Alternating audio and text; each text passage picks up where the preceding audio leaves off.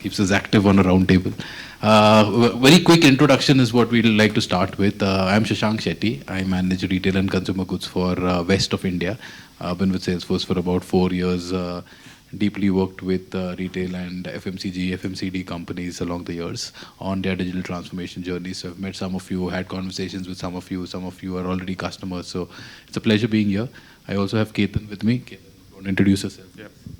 So I'm part of the solution engineering team at Salesforce. So I'm been with Salesforce from last 7 years almost, working across multiple sectors like retail, FMCG is one, and then automobile, and then others also. Okay, so nice to meet you all, and we will have a productive discussion.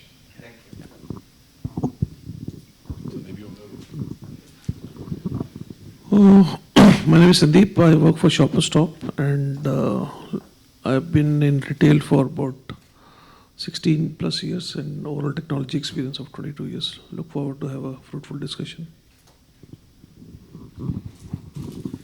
I am Sridharan from Parcos. We are the retailers of luxury and premium perfumes.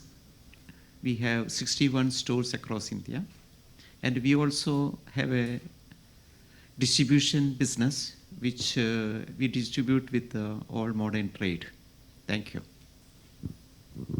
I am Dr. Narayan Sarkar. I am the global head for Godrej Ontario consumer business, which is a consumer business. We have globally around 1,015 stores which are exclusive, and we also have a distribution business which reaches 3,500 retailers.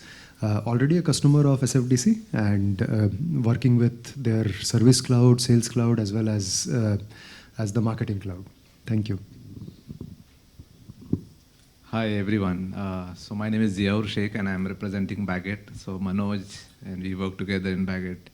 So almost 20 plus years of experience in retail. I work with Shoppers as well. So I started my journey with Shoppers, then moved to Trent, then other tech company, and then now in Baguette. So that's all. Hi, my name is Pooraan Jaiswal. Hi, my name is Pooraan Jaiswal. I work for a company called TVZ. I've been with this company for more than 8 years. Overall 22 years of experience in IT, and I focus more on customer-driven technologies. So this is my experience. Hi, my name is Manoj Patel. I'm working for Safari Industries. I have overall experience of 22 years, and from last 1.5 years, I'm working with Safari Industries. Thank you. Hello, my name is Narayanan. I work for Ample Technologies. We are a retailer for high-end premium items like Apple, Bose Audio, Lego toys, etc. Prior to Ample, I have been with Hindustan Lever and Diageo. That's my experience. Thank you.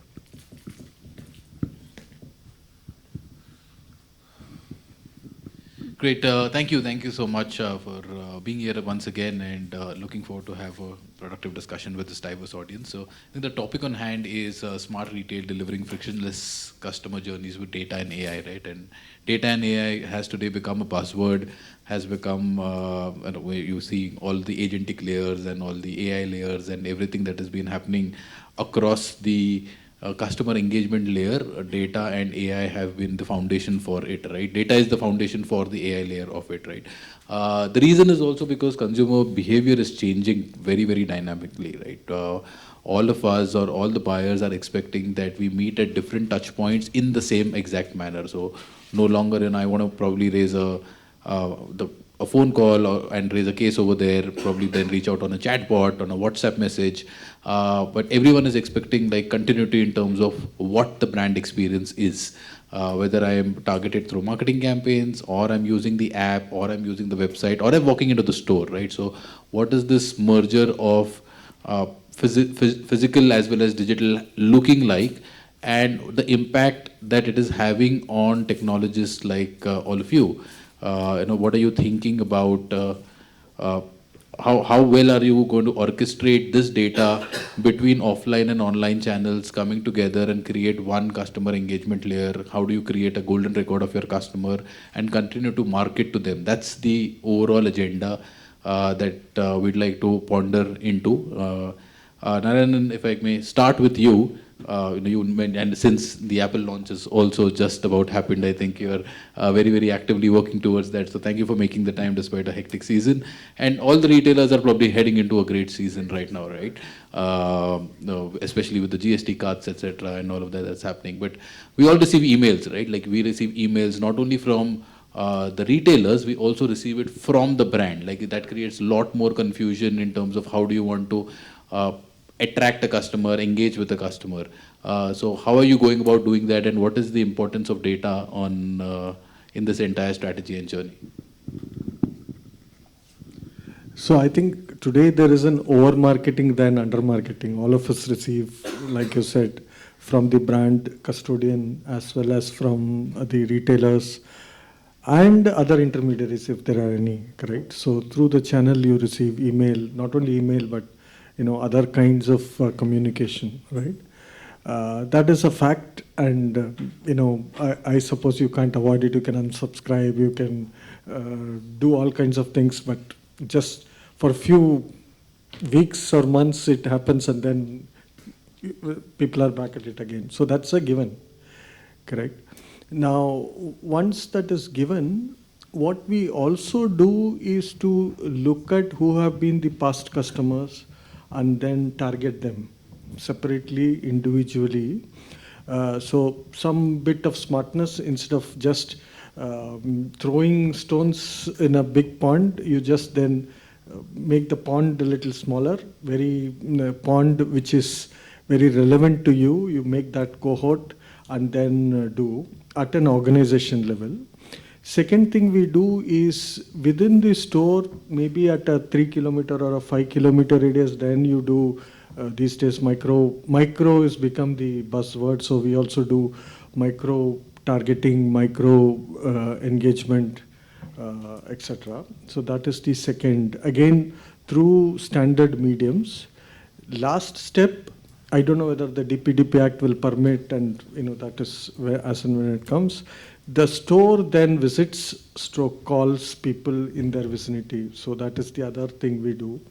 So just to ensure that the customer remains our customer, because today for all of us, gone are the days of brand loyalty, gone are the days when you will go to the store.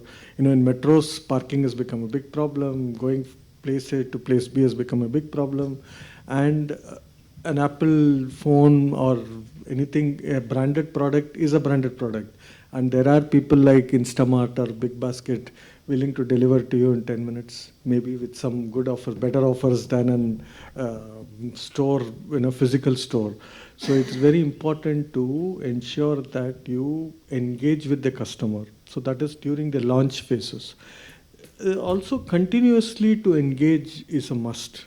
Once you've bought, you should not be forgotten. Maybe, depending on product category, you give them more training, you upskill them, get them to use. What we do is to get them to use the product itself better, because it's 100,000 rupees they've spent. So how can we make them use better? Things like those, which will then create some bit of stickiness. These are some methods that we adopt.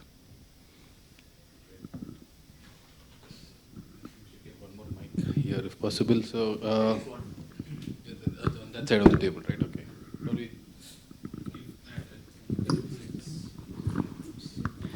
Great. Dev, how are you finding this? You are already an SFDC. You're already an SFDC customer. You mentioned that you've been using marketing, service, sales across the leg, right? How are you managing data points coming together? Are you also seeing an overlap between offline and online channels and engagement methods? What is the data layer foundation for you essentially? So we have a single repository of data, and we use actually SFDC for managing that. So be it on e-commerce or online, offline, everything basically will come into the same data lake.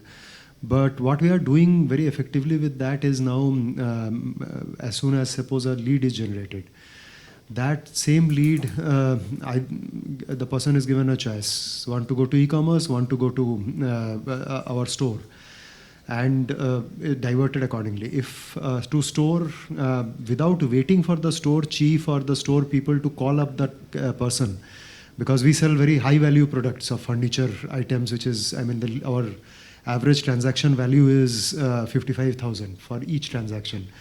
So hence, what we do is we send them an immediate WhatsApp saying, here is the number of the store chief, here is the number of his deputy or her deputy, and here is the parking area where you can park your car. If our premises has a parking, we say that.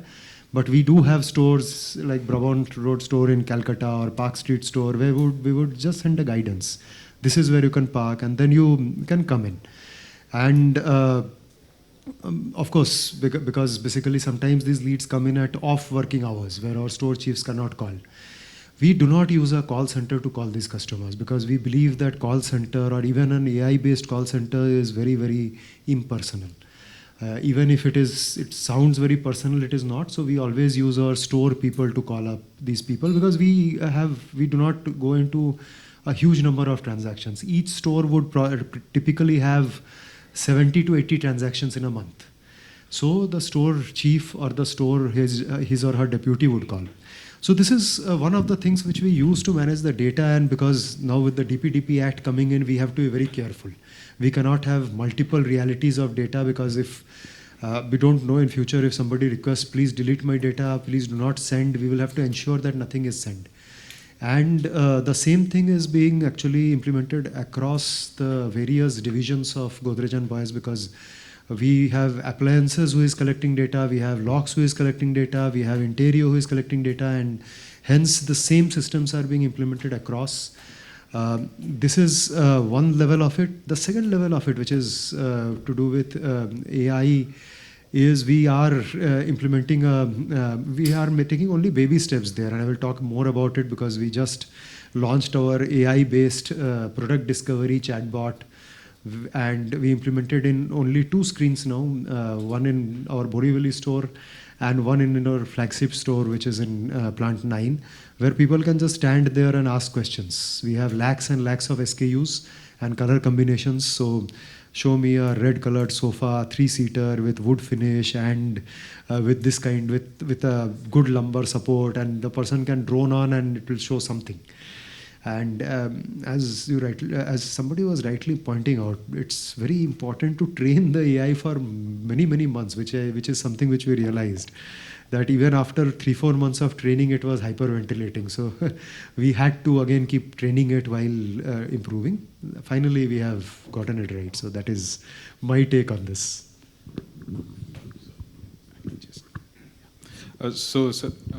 Dave, you talked about the DPDP Act, right? So just want to understand with respect to capturing all of this data across multiple brands and then the personalization piece of it, right? So how do you basically ensure the privacy or maybe the trust at scale? So we have just hired consultants on that, so they are advising us. We will be going in for a complete data lake, which through which we can control everything. So there will be people assigned who can actually allow the data to be used. We also operate in a very, very secure system. So be it our laptops, our mobile phones, everything is supervised. So everything can be blocked off by and of course, there is an AI running at the background which blocks off any untoward use of any data or copying, pasting, anything. So even my mobile phone at this moment of time is being monitored by my organization and that AI. If I want to send even one single file to any one of you, it will first study whether I am allowed or not. And it varies by levels. So I am the senior-most band that is there. I am a strategy band, so I will have more permissions than the permissions which are below me. So a lot of those things are coming in, but again, nobody can profess to be an expert. There are crores and crores of penalty which can stare at us if we do anything wrong. And thankfully, consumers cannot. Consumers don't get compensated for that. They can raise complaints, but the penalty goes to the government. So that is a good thing. Otherwise, we would have become a very liberal society, where each and every person would have been asking for some compensation. But we are, again, as I said, baby steps. We are learning, and we will learn along with all of you on the way. Pooraan, what is your take? You're in a very touch and feel kind of a business. People want to go to the shop, look at the jewelry. There's a trust element associated with it. There is generations of people who come and shop with you over the years, or there will be first-time buyers as well. In that kind of an environment, how do you manage data, right? Sometimes people, because it's about the store manager typically who has that relationship with a particular family or the families for generation previous to that, and then they have been servicing them for a very, very long time. They go to a particular store. Do you face those kind of challenges, and what are you doing to pivot your strategy in terms of engaging these kind of customers, right? Because unlike most other retailers, I think your journey would also start probably at the store, then online, then offline, right? It kind of keeps dabbling between both sides of the story and then come in, as opposed to a relatively faster moving product where people will browse online, check it out on Amazon, check it out on Flipkart, and then go to the store and then find what is the best deal and just buy it from any retailer like Narayan was talking about, right? So as you rightly said, our sector, or if we ask our consumer, they believe they work on trust.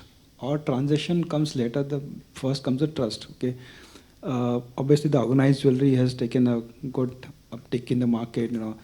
Likes of Titan, Tanesh, Kalyan, Malabar, and other players which are coming in. But end of the day, as you rightly said, people love to talk and go to a store where they know each other. Okay, for us, if you ask me, the one data point which if you see, our staff which are there working with us, they are working with us for more than 10-15 years. Because we take care of our staff, and because this staff, they are engaged with the customer. Okay, no matter what kind of technology you have, but the customer would like to talk to the person who they have dealt with in the past. Okay. And since it's jewelry, they know that, okay, I have taken about the jewelry from Borelli store, and this was the XYZ was the associate who was helping me out to figure out and finding what I was looking for. They would, even though they visit Borelli store, and there are times where customers come to our store like, okay, this guy is on week off, okay, I'll come later. So this kind of nuances, it is very important for our business. We can't keep changing customer.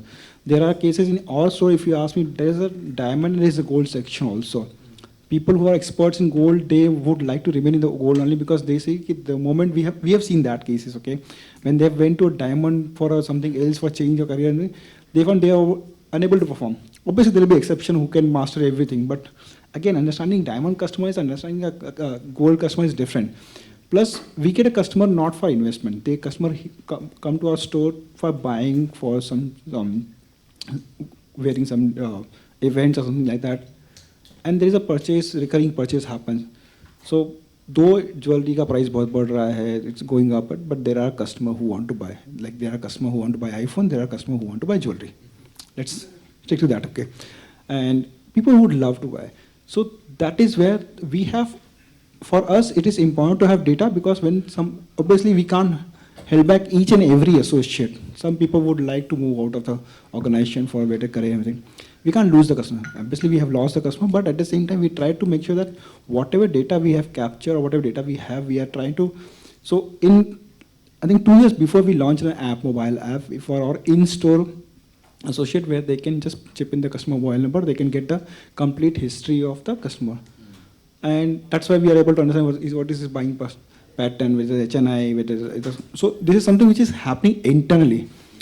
And again, as I said, the DPDP Act may create some trouble for us, but at the same time, we want to have this data recorded, because unless we are not able to understand who the customer is, we won't be able to sell.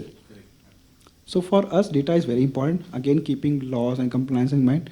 Obviously, we'll take customer consents, and I am sure whatever customers come to our shop, they give consent, because they also know that we will get offers, we will get privilege offers, we'll get a pre-booking, all that information we get. And I don't think that will be trouble for us. But having data is very important. Now, earlier what we used to do, like we used to have data on a POS system, a billing software, and then there was a data in ERP from a ledger perspective, and then there was a data in a lead management software for lead perspective. There used to be data reside on the e-com website. We have recently started a project a year before where we have started capturing all data in one place so that we know where the data lies. Obviously, again, from DPD point of perspective, like you should not feel trouble in future. So we should know where the data is. Obviously, we will have all different softwares talking to each other. We are also working with Salesforce, as I said in the beginning. So where we would like to have one point of one area, one view of customer, and which will help us to automate a lot of things. Great, Pooraan, thanks. I think even more reason for you to have a system and data in place, like it is a great initiative that you're embarking on to bring all the data in one place, because you don't want the customer to go away only because the same person who sold to him last time is not there, right? So I think even more essential for you to look at it. And as you expand, probably you'll not have the kind of stickiness of employees at your store level to manage these kind of customers. So great. In fact, there are more trust on the person who's selling the jewelry than the company at times. That's what I've seen. It's like, hey, kya ho raha hai? I can imagine. So, Sandeep, Shopper Stop, it's pioneered the concept of managing customer data. Probably one of the oldest loyalty programs in the country. We've all been Shopper Stop members, continue to be Shopper Stop members. And you've traversed that entire journey, right? I think even before it became kind of a buzzword, but Shopper Stop always knew who am I. There were different ways of enrolling into the Shopper Stop program. Either I had to pay something, or I had to, based on the shopping limits that I have, or even through co-branded credit cards at that point in time. It was a great pull. You continue to have that data and harness that data, right? Like, how are you looking at this data now evolving to the next level to engage your customers? I know you and I have spoken on terms of your commerce strategy and everything, but I think probably you're sitting on a humongous amount of data. And how are you planning to bring AI to create a frictionless journey for your customers? See, something we've already done is that we have extended a snapshot of customer profile using GenAI to the store associates. So when there is somebody coming for a personal shopper appointment, so on the app, because these appointments most of the times happen with a prior, actually it's a true appointment, so somebody would book and come to the store. So associate would know that I'm going to meet these 10 customers today. So there is a snapshot of the profile that this customer prefers this brand and this is the average basket value.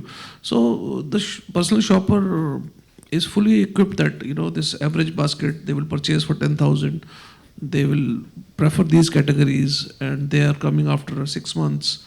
So possibly, they would prefer if there is any new SKU in their favorite category or a new product in their favorite brand. So they are equipped with a lot of information already, and if there is any offers which are specifically pre-credited for that customer, so all that comes, at a press of a button.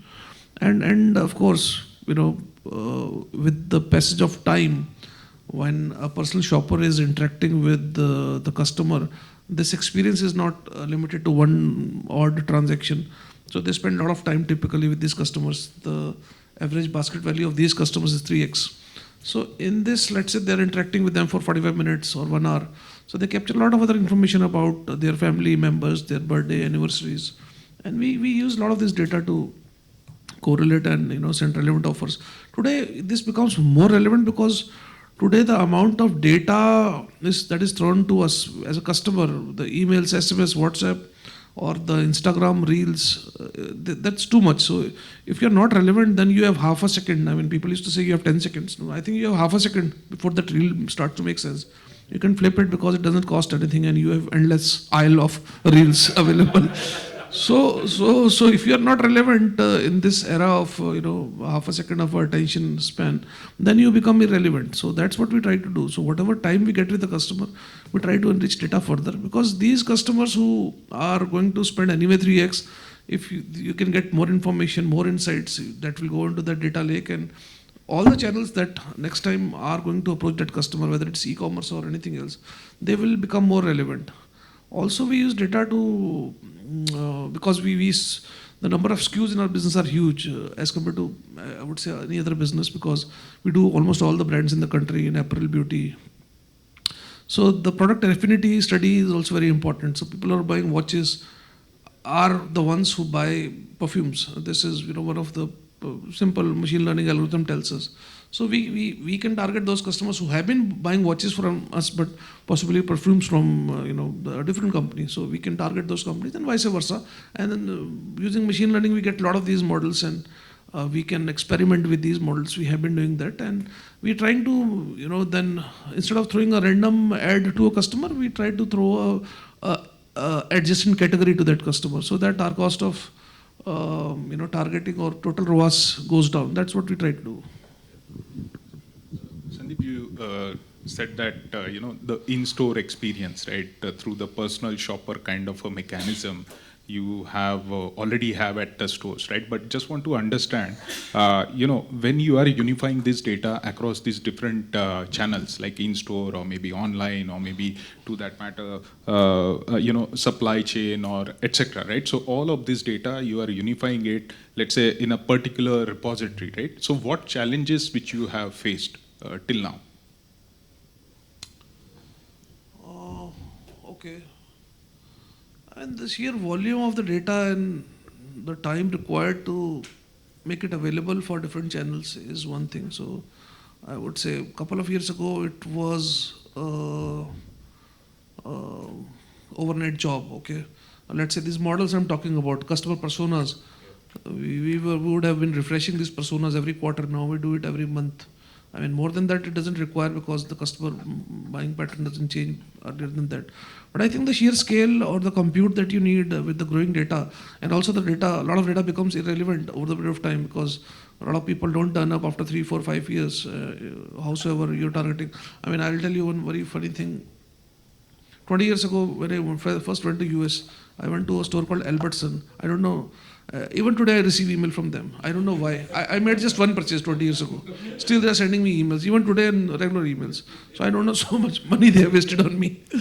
So all these things, you to keep your data relevant. So while I may claim I have a 15 million club, but then how many of them are relevant, active, and are making purchases or are likely to make purchases? Because somebody has not come to my store for 5 years, has already dumped me, and I assume he's hale and hearty and still not coming. So to keep the data relevant, to keep the data precise, and to make it available for use at all the channels in a very short span of time is where we could win the race. Because if you are making it available after 1 month, after cleaning, deduplicating, then it's of no use, because then you have lost the customer or a chance to retarget the customer already. So I think the data quality is very important. Luckily, we are very good with that in terms of having a very good data quality. It's not that half of the people don't have last name or half of the people don't have correct mobile number. So when we are sending campaigns, we continuously keep on getting the feedback that if this number is not delivered, then we don't send it again. So our cost of sending SMS goes down. So these feedback loops help us a lot. That's, I think, very relevant.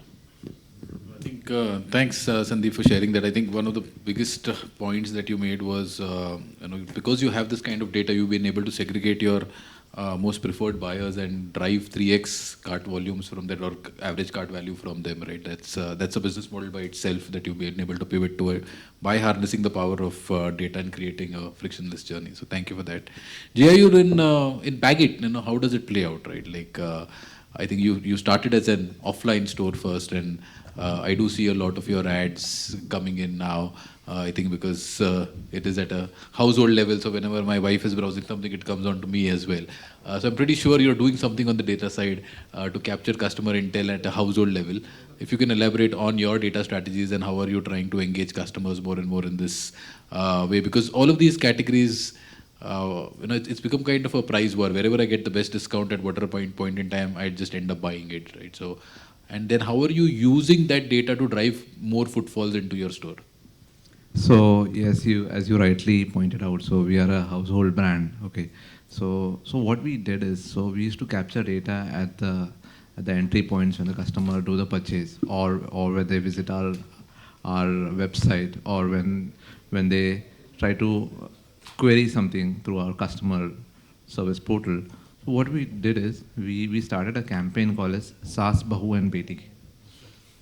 So what happens once whoever calls, so we try to sell the other products to them, so that Because what happens is, how many bags does a woman purchase in 12 months? It's hardly one or two, or sometimes they get gifted. So we try to, get that potential buyer who is there, and how do we maximize sales through them? That's the one point. And second thing, what we did is, so as you rightly mentioned, India is a price-sensitive market. So discounting is the best way. So we give a specific, customer-specific discount. So for example, not the same discount applicable to other customers. So we did that. So, and the third part is that when any customers come to the stores, we give them warranty. So that is applicable also if you purchase online. So once you come for warranty, that is where we try to get more sales done through them. So that's how we through. So our data is not that big as shoppers. So we try to work best out of that. That is something which we do. Manoj, from your side, your experience, right? Highly competitive market, more online competition coming in. You mentioned you've also launched a brand to tackle those as well. But again, I think a lot of times people buy on the go at airports. I believe you have a lot of outlets at the airports as well from a bag display perspective. Even in malls, there are those smaller kiosks as well. Probably it's difficult to collect data. I'm not quite sure if it is or if it is not. But how do you go about that? Because Safari, I believe, operates more offline, and then you have an online first brand, which would be relatively easy to collect data for. So are you cross-leveraging the data in any manner? No, for us, it's centralization of data is happening because each and every customer who buys the bag has to register for the warranty, if it's online or offline. So we don't collect the data at the cash counter. Automatically data comes because they have to do the warranty. So the warranty is there for 3 years, 5 years, 7 years. So all the data, whether it's, we have got 6 different channels. We sell in the market, then we have online, then we have a marketplace, then we have our own website, then we have our own stores, then we also sell in the canteens. So there are promoters who again sell in the market. So different channels. So we can't take the data because it's secondary sale and all. So everything comes to us in a central place through the warranty. When they are registering for the warranty, they put their name, their mobile number, which is relevant for us, and that helps us. I think that's because it's easier for them to part that with that information. Yes. But do you use that data then to market to them or to engage with them eventually as well, or is it only restricted to warranty management? No, we do, but very limited, because how many times a customer will buy a bag? So we do very limited in terms of what new thing we have come, what new thing we have launched. And our business mostly happens, like one is the marriage season, they are back to school at that time. At that time we do that kind of promotions. Otherwise, like, we don't send mailers or anything because it doesn't make sense. It do make sense, yeah. So similarly, I think, Shri, is it the same for you as well, being a distributor of high-end perfumes and other luxury items? Probably you do not have end customer data, but you are dealing with retailers and large modern format retailers. Do you collect any kind of information on end customers, or is it limited to synthesizing data of the retailers and then creating any kind of an engagement plan with them? We have 2 formats of the business. One is the distribution and one is the retail.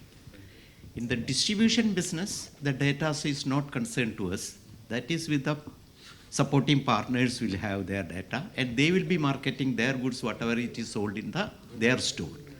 They will be buying from the goods on the basis of their requirement, demand and supply basis.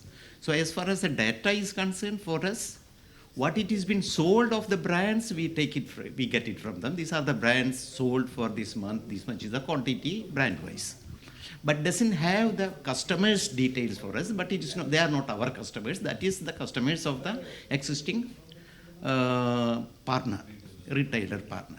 Okay, coming back to my retail format is concerned, we use this data for 3 purposes. One is inventory control, number 2 is customer data, and number 3 is a conversion rate. So what it calls is inventory means Earlier case, I am an old school boy. So we used to send, earlier cases, what it is, we used to send a form every week to the stores, and that people do manual doing it. I'm talking about 20 years back. They collect it and they come to the office next day and enter it, and that is the way we used to do the inventory control. What is sold and what is not, available. Now this is online now. If I sit at home, I know which store what is sold. End of the day, I know how much quantity is been sold and what it is been sold. So the data conversion come to very, very important for us for working for a better efficiency in the market. In that cases, I know in this store there are certain things, not only me, the people who are connected to that, they know this store need automatic replenishment of these brands. Yeah. So you know to wait for somebody to tell you, sir, I don't have this stock. It comes automatically, It's like if you look at it today, you go to a medical store, they are much better than us in our format. They must be having about 20,000 SKUs, but their replenishment you have seen, there is a boy who is sitting there, Lelia, the last piece is over, he go on writing, so you look at the efficiency of that. We are not that efficient even if you look at it today. I had about active SKUs about 7,000 and all put together 18,000 SKUs. But active is about 7,000 to 7,500 SKUs. So coming to the store level, one is the inventory control that I told you. Now inventory is been automatically taken. As soon as the customer gone, the bill is printed, inventory is directed in the central warehouse. So they know this is over. Number two is customer data. Customer data we collect it basically is for them. It's not for us. We told them the customer data is taking from you is for you to be communicated to you. We don't need your any information about you, you see. And we only collect the customer data, his name and contact number. We don't take any other details other than his name or his contact number. So the contact number is only for purpose of recalling whatever they wanted to do it, you see. There are promotion coming, there are a lot of, the shop is doing things. I'm also a first citizenship. I get every mailer, every week I get a mailer, this is. So this is what I meant to call is a CR. It is a database, it's automatic process what it is. So we need to take the data of a customer is only for the purpose of the customer, not for me. So number three is that we do a conversion rate. How many people come into the store and how many people are purchase that? It means today, if you look at it today, I don't know, Sandeep may be knowing their road. Mine is about 70% conversion.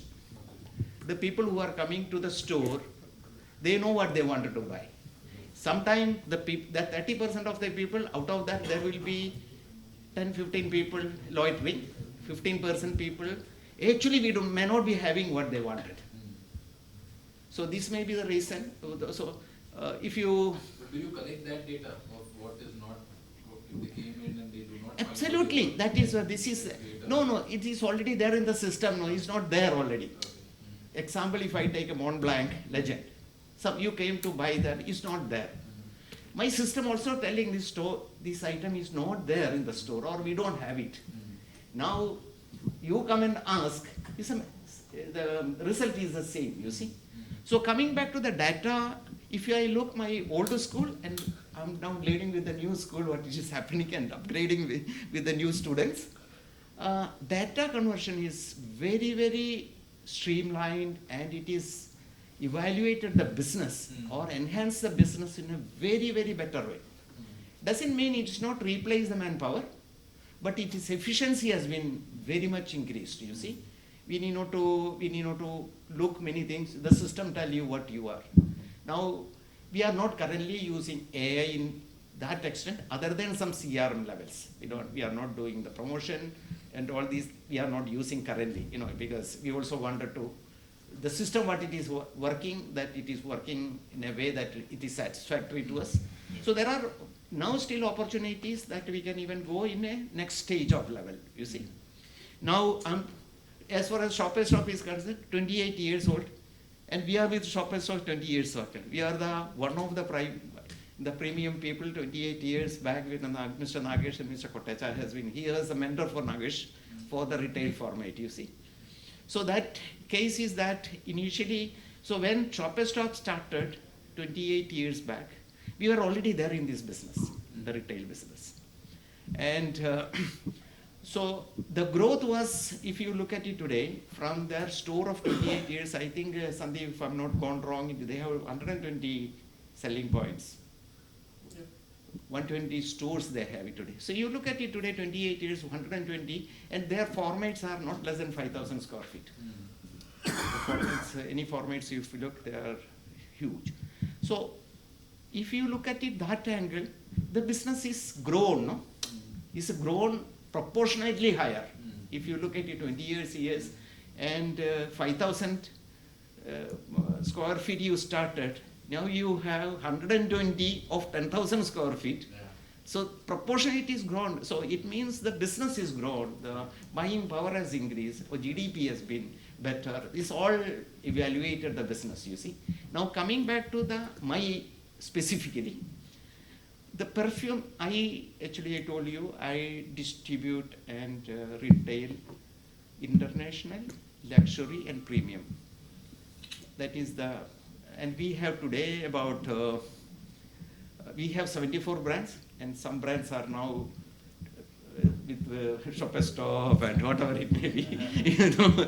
So it's one thing is that it's a business. So I am not going to, some brands which is now Shoppers Stop, it's a major brands which they are doing it. Currently I have 45 brands, active brands. So business, I think still our interest, our category can grow. The grow in the sense it is that earlier case we use a perfume. Very rarely you use the perfume or boot and all. You know that type of that. Now the people at any level, if you look at it today, even a college girl or boy, in case they wanted to gift, the first preference of gifting is perfume. Whether you wanted to, whether it is a Valentine's Day, Friendship Day, the first choice of gifting is perfume. So there is a possibility, there is a market can be evolved. And if you can collect that data and use that to interact with people. Correct. Great, thank you for sharing that from an overall business perspective, right? Ketan, if you may want to deep dive into or probably share some thoughts around the technology challenges, right, of bringing in offline and online data, and how Salesforce has been working with some of the customers to address these challenges, because most clients today have invested in something like a data lake or a data warehouse. Despite that, we have been going to the market and talking to clients and educating them about why a standalone data lake or a data warehouse strategy will not suffice to create a frictionless customer journey, right? So we'll love to hear your thoughts on that. Yeah. So, when we are basically trying to create a unified layer of data, okay, that's what is the ultimate aim, right? Maybe to activate some of the use cases across marketing, or maybe for the operational reasons, right? Maybe for inventory purpose or planning better inventory at the stores, etc. Right? So we need to consider all of these sources of data, whether it is in store, whether it is online, or maybe to that matter marketplace-based selling, which is happening on Amazon and all, right? So when we are trying to gather all of these data together in a particular, unified platform. What we need to keep in mind is that it needs to be very close to what you are doing, okay, based on that particular data. So what I mean to say that, let's say your marketing engine is there, right? Or maybe to that matter, your post-sales support processes are there, right? So they are hosted on one particular platform, and then you have a separate platform, let's say like a data lake or maybe data warehouse, which doesn't have that kind of a activation layer in place, then it becomes a challenge, right? Even though we talk about integrations, we talk about making the data available using middleware, etc., right? But having that data on a single platform where your customer-facing processes are getting served, right? That is the ultimate aim which you should have, right? Because then the entire latency or maybe the time taken to basically make that particular data available for these different use cases becomes very easy, right? So that is what we are seeing in the market, and we have established multiple I would say unification of data kind of exercises across multiple customers. We have Titans of the world, we have Bisleries of the world, right? So where the online experience or the offline experience, both of it, right, is getting managed, and the entire customer 360 is getting created. Not only customer 360, but that particular data can be further processed using the AI capabilities which are there, right? So it's not only about what you are doing currently, but what you should do in future, right? So that is also one more area which you need to keep in mind, right? So and that's what actually the intent of this particular discussion, right? Because the title says that smart retailer powered by data and AI for frictionless customer journeys, right? So wherever or whatever customer needs at a particular channel, how you can target or maybe better serve that particular customer based on the data which you have at hand, maybe top it up with the AI capabilities, that is the goal, right? So any retailer must be having. So essentially what we are trying to say is that while you may be collecting all of this data, how do you democratize the data at a business user level so that it is more actionable and you don't have a slew of data scientists writing queries to fetch that information and then use that data for activation? That is what we believe is going to be your guiding torch to use and leverage AI, because if data is not available to people on the ground, it is not going to be very easy for them to harness the power of AI. If it is available to me, then I know that what kind of AI models can I run on it, what kind of insights and nudges can I get from it, and hence make better business decisions on it, right? Any final thoughts around these points, or do you agree, disagree, have a different point of view? Ketan, I little bit need more information about what type of consolidation, integration of data you think that you will be doing with your, how you will be integrating the data. Okay, so today I told you inventory, yep, and financial data is all different formats. Whether it is going to be consolidated form or how it is. So we do have a centralized repository of data which can basically takes into consideration the structured or the unstructured data across these multiple sources, right? So and with respect to the integrations and all, there is a plethora of connectors which are available with the leading solutions which are there in the market, right? And every now and then we are enriching this connectors library, right? So you are and the zero copy data network which we have, right, with the Microsoft of the world or maybe Databricks of the world, Google's, etc., AWS, right? So definitely from integration standpoint, you don't have to worry about. It's just that you just need to ensure that the system is there. It can export the data in any format. We can take it inside. Right. Yeah. Good. Any other thoughts around technology aspect of it, or master? No, I think the data cloud, from whatever we've seen, although we are just going on stream, from what we had to, I think, what we will have, it holds a lot of promise. What the team here has been saying, because it brings together the structured data, unstructured data, any data together.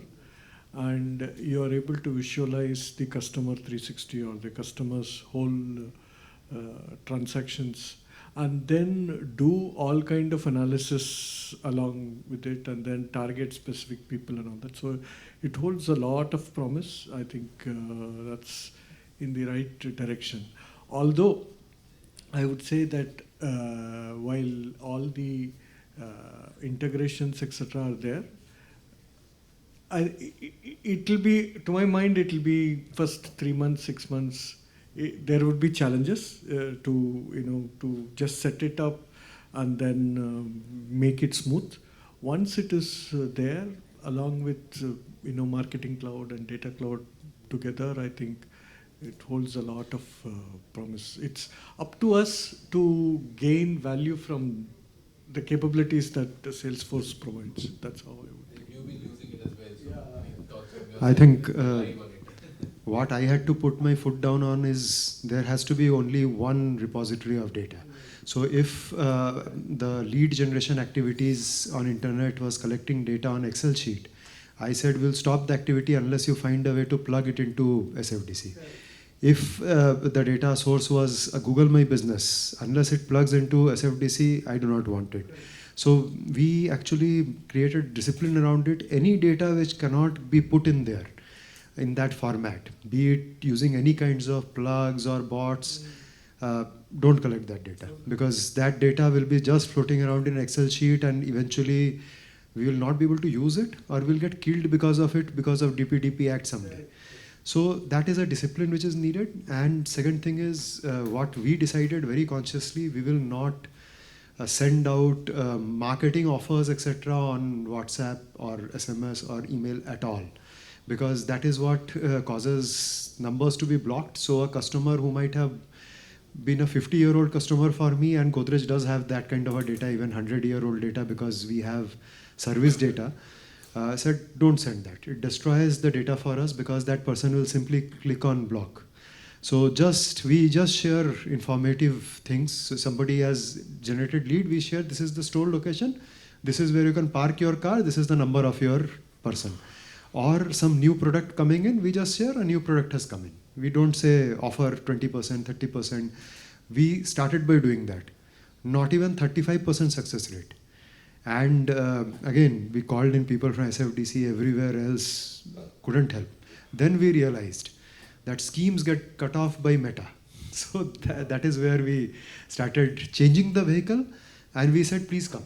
So we send more like we are celebrating Children's Day at our stores, and our stores are pretty spacious, hardly 8-9 footfalls in a day, and like Shoppers Stop again, which is crowded on weekends. I happened to buy something on Shoppers Stop this weekend, so had to stand in the line for half an hour. मतलब हम लोग अब ये करते हैं कि आधा एक जन वाइफ खरीदती है और मैं लाइन में लगा रहता हूँ कि मैं यहीं पे बैठ के मूवी देख लेता हूँ, तुम खरीद के आ जाना. So just jokes apart, but that shows how great the business is. So these are a few things which I would like to leave everyone with a thought. Okay, only one view of data. Unless it goes into that, don't even collect that data. And second is basically don't overwhelm people with WhatsApp messages, email or SMSs with offers, because they will simply block you off and that data will become worthless. Any final thoughts before we wind up? I think we need to have a single source of Truth, absolutely. And you don't capture a mess not required. Absolutely. That's it. Great. Thank you so much for such an engaging discussion, sharing your thoughts freely, and taking the time once again. So wishing you all a great festive season ahead. I know it's an important time for all you retailers, and hope we are partners with you in that journey as well. Thank you so much. Thank you.